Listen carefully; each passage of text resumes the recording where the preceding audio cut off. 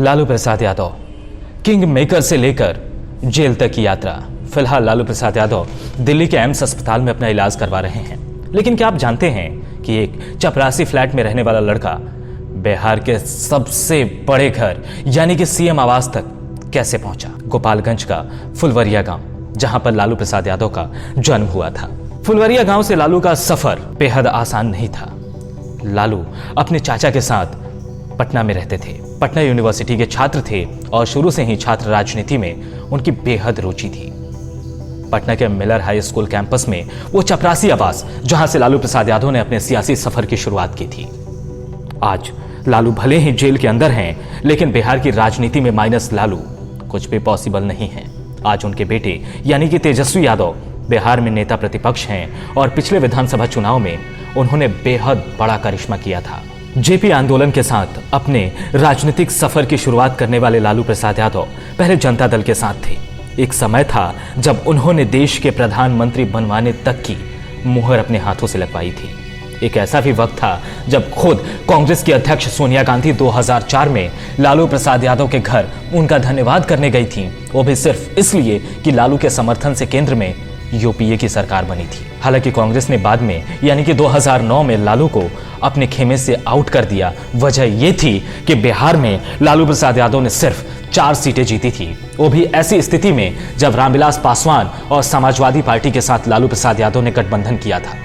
2009 के चुनाव में समाजवादी पार्टी के साथ साथ बिहार में लालू का किला भी पूरी तरह से ध्वस्त हो गया। जिस एमवाई फैक्टर यानी कि मुस्लिम यादव वोट बैंक के सहारे लालू ने बिहार में 15 सालों तक राज किया, लालू अब उस वोट बैंक से अलग हो चुके हैं। लेकिन लालू के बेटे ने अपनी नई सियासत, एक नया वोट बैंक और नया जनाधार खड़ा कर लिया है। हम आज आपको लालू प्रसाद यादव की ऐसी कहानियां सुनाने जा रहे हैं जिसको सुनकर आप भी हैरान हो जाएंगे कि एक जमीन से उठा लड़का कैसे सियासत के शिखर तक पहुंच सकता है। साल 1975 का था।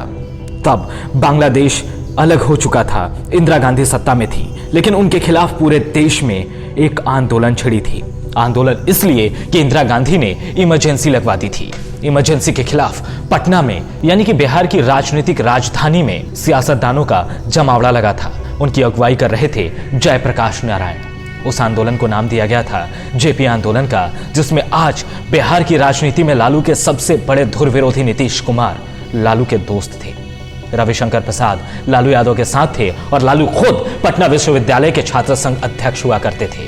लालू यादव जेपी के बाद दूसरे ऐसे नेता थे जो आंदोलन को लीड कर रहे थे। उनके साथ शरद पवार भी थे। तब जेपी आंदोलन की आग पूरे देश में ऐसे फैली कि इंदिरा गांधी सत्ता से बेदखल हो गई।